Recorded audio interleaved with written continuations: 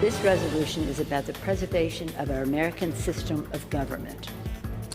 Welcome back to Up Front, everyone. Adrian is off today. I'm Matt Smith. At least 219 House Democrats now support the impeachment inquiry. The New York Times is keeping a running list. One name not in favor right now is Wisconsin Democrat Ron Kind of La Crosse.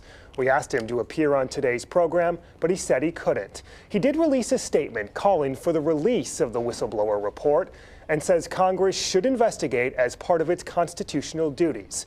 So is this a risky play for Democrats? We're turning to ABC political director Rick Klein in Washington. Hey, Rick, thanks so much for joining us.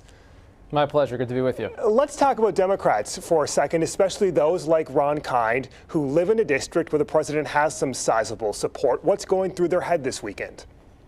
They know that the politics of this are dicey. And if I'm Ron Kind or other Democrats like him, I'm talking to a lot of constituents to try to figure out how they have processed this whirlwind of a week. This story went from nowhere to a million overnight virtually. And now we're talking about impeachment of the president. That is a very serious thing to pursue. And I think for a lot of members, it's broader than politics. It is about what's right.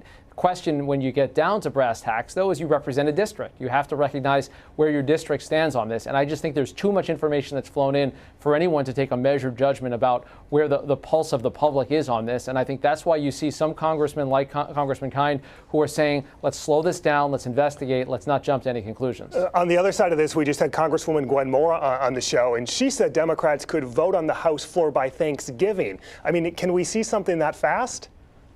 Yeah, and that's part of the push-pull that the Democrats are up against right now. They have to decide how narrow or how broad they go. If they go narrow, they can move very quickly because you have there in black and white the transcript of the phone call between the president and the president of Ukraine. You have the whistleblower report. You have now the testimony of the director of national intelligence. There's a lot already on the public record. That said, there's nowhere near enough to build an entire case around impeachment. So Democrats are going to have to move quickly if they want to wrap this up before Thanksgiving or before the end of the year. And let me tell you, they do want to be expeditious about this. They don't want this to bleed over into the election year. Primary voting starts in February. They don't want the primary candidates to be distracted by this. And they'll want to have an answer. Who are they running against? How is this positioned? If this is going to be used as a political weapon, then the idea is to put Republicans on the defensive. And the only thing Democrats can really control in that perspective is that time frame, is that calendar. Yeah, so I mean, from where we sit today, what are the risks for both Democrats and Republicans as we look to 2020?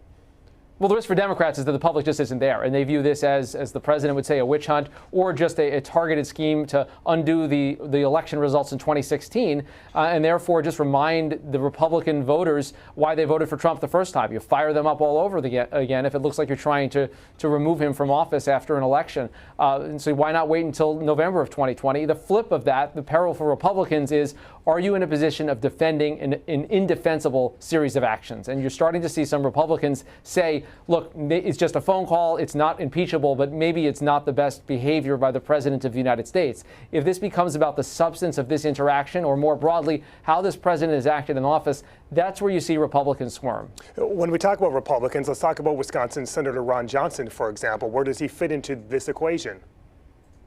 If I'm the White House, I am looking at Senator Johnson's name as among the dozen or so Republican senators that I'm worried about. This is a man who comes from a business background. This is a man who knows how the world works. This is a man who has experience visiting Ukraine. And I can imagine if you're Ron Johnson, you're totally comfortable with that transcript and everything that you've learned about the president's conduct. That doesn't mean you're ready to impeach and or convict, remove from office, but it does mean you have concerns. And those concerns have to be answered. And that's where this game is going to play out ultimately. If in fact the House moves forward with an impeachment vote and they pass articles of impeachment, the Senate is the jury. That's what matters. If President Trump wants to keep his job, he has to worry about senators like Ron Johnson. Big picture as we look to 2020 and key battleground states like Wisconsin, do we have any idea the impact yet as we go into the next year? I think anyone who tells you they know the politics of this is lying to you or spinning you. I don't know that there's any way to process all of this new information as it's come in. You can argue it in either direction as a political winner or a political loser. And I think Nancy Pelosi, as the House Speaker, has recognized this much. She has said at some point you just have to do what's right, let the chips fall, because you can't just count on the American people to render a particular political judgment around this. They're going to put a lot of pressure on Republicans. They're going to put pressure on Americans to make a judgment. But I do not know where this is going to land.